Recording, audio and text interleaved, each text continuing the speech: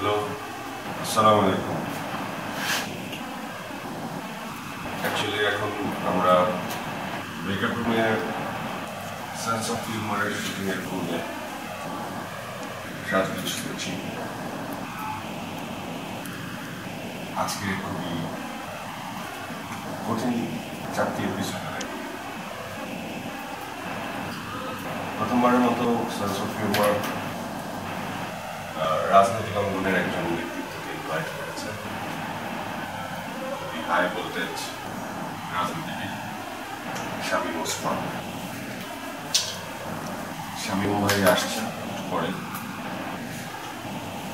আসলে আমি একটু নার্ভাস এখন যে আমার প্রোগ্রামের যে ধরন, সেই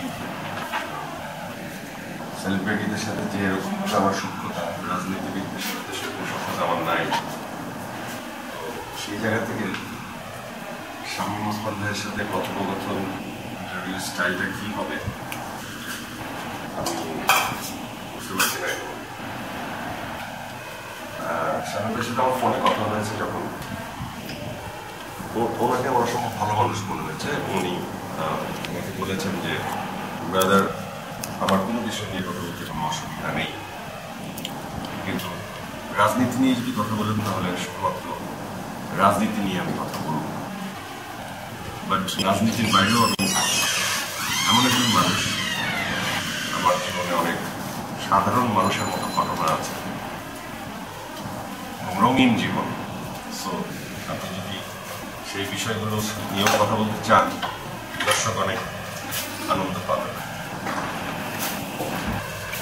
তো আজকে আমি চেষ্টা করবো আজকে শামীমের পর্বটা যেন দর্শকের জন্য খুবই এক্সক্লুসিভ পর্ব হয়, সেদিকে মাথায় রাখবেন। আর ঠিক আছে, আপনি প্রচুর করেন। আর হচ্ছে যে শাকিল খান আছেন আজকে আরেকটি আসলে। শাকিল খান এবং শাকিল খানের স্ত্রী কিছুদিন আগে আমার অনুষ্ঠানে পপি সোজাদার উপর পপি গেস্ট হয়ে এসেছিলেন। পপি শাকিল ভাই সম্পর্কে এই অনুষ্ঠানে কিছু কথাবার্তা বলার পর ওরা বেশ নিজেরা ভিডিওতে, ফেসবুক লাইভে এই বিষয়ের প্রতিবাদ জানানোর পর আমার সাথে তাদের কথা হয় যে ওরা এই অনুষ্ঠানের মাধ্যমে ওনাদের কিছু বক্তব্য বলতে চান। আমি ওনাদেরকে দাওয়াত করেছি। দেখা যাক আজকে শাকিল ভাই, পপি এবং অন্যান্য বিষয়ে কী কথা বলেন, সেগুলো আমরা শুনব। আরেকটি এপিসোডে আসছেন মৌসুমী হামিদ এবং ডিরেক্টর সুমন আনোয়ার। মৌসুমী হামিদ আর সুমন আনোয়ারকে ইনভাইট করার পেছনে যে কন্ট্রোভার্সিটা আছে সেটা হচ্ছে যে ওনাদের গুঞ্জন আছে ওনাদের দুজনের মধ্যে প্রেম চলছে। মিডিয়াতে এই ধরনের প্রেম ভালোবাসার সম্পর্ক যাদের বেশি বেশি আছে, আমরা তাদেরকে বেশি ইনভাইট করার চেষ্টা করি, দর্শক এগুলো শুনতে পছন্দ করে। আজকে তাদের সম্পর্কের ব্যাপারে আমরা খোলামেলা করে জানতে পারবো আশা করছি। আর আরেকটি এপিসোডে আসছেন আজজুল হাকিম এবং জিনাত হাকিম। আজজুল হাকিম এবং জিনাত হাকিম আমাদের মিডিয়ার অনেক পুরনো দুজন মানুষ, অভিজ্ঞ দুজন মানুষ। মিডিয়ার শুরু থেকেই, প্যাকেজের শুরু থেকেই, টেলিভিশন নাটকের শুরু থেকেই তারা কাজ করছেন। হোপফুলি আজকে তাদের কাছ থেকেও আমরা অনেক ইন্টারেস্টিং তথ্য, উপাত্ত এবং দর্শকের জন্য বিনোদনের অনেক কিছু পাবো। আমার চুল ঠিক আছে না? চুল ঠিক আছে, আল্লাহ আমি বাইরে সেট করে আমি পাবো। আর সেন্স অফ হিউমারের মেকআপ আর্টিস্ট বলেন নাম বলেন। আমার নাম মামুন মিয়া। আর মামুন ভাই মামুন মিয়া আমার নাম। ওনারা আমার মেকআপ করেন শুরু থেকেই। তো সেন্স অফ হিউমারের আমরা এফডিসির 8 নম্বর ফ্লোরে এই কাজটা করি। আমার সাথে গেস্ট হিসেবে এসেছেন একজন ডিরেক্টর হুসেন মাহমুদ বেলাল। উনি আমার সাথে দীর্ঘদিন ধরে কাজ করেন। আরেকজন গেস্ট আছেন, বাট উনি লুকিয়ে গেছে। ওরা যদি লুকানোর থেকে বের হতে পারেন তাহলে ওরা কেউ সো হোপফুলি যে সেন্স অফ হিউমার এই 4টি এপিসোড সামনে দর্শকের জন্য অনেক বিনোদন নিয়ে আসবে। আর এই যে মেকআপ রুমটা, এখানে একটি স্মৃতি আমি আজকে আপনাদের সাথে শেয়ার করব। 8 নম্বর ফ্লোরের মেকআপ রুম।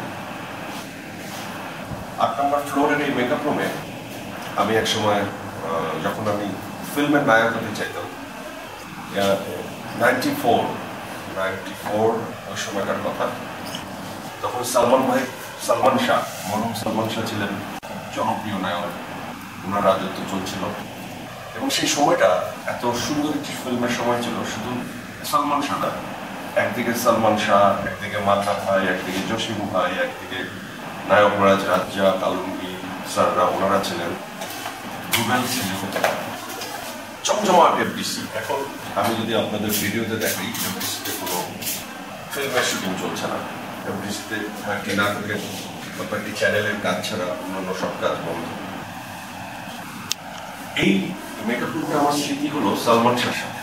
উনি মেকআপ করছিলেন, আমি তখন ঘোরাঘুরি করতাম এফডিসিতে নায়ক হওয়ার জন্য।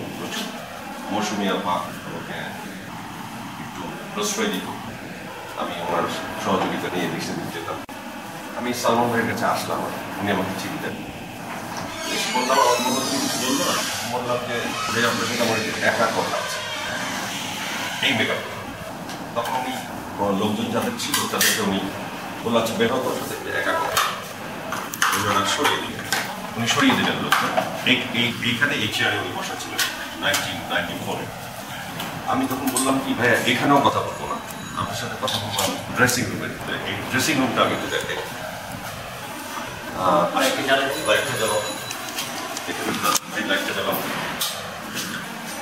এই যে ড্রেসিং রুমটা, এটা হচ্ছে 8 নম্বর ফ্লোরের একটা ড্রেসিং রুম।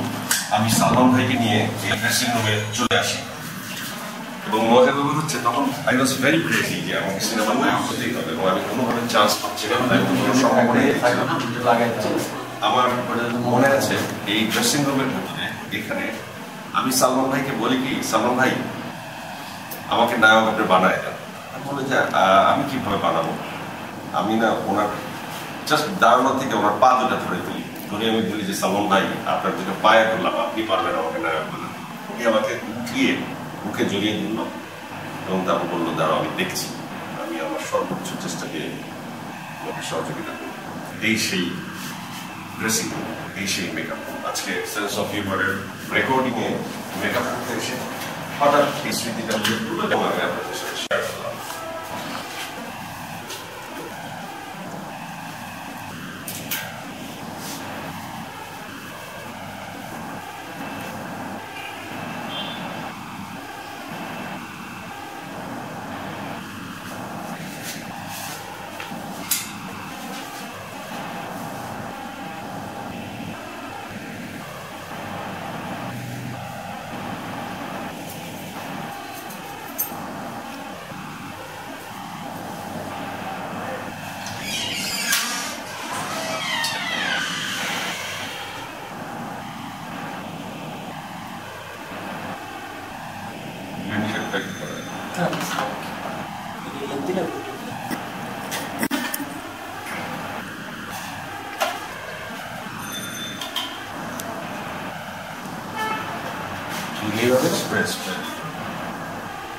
ঠিক করে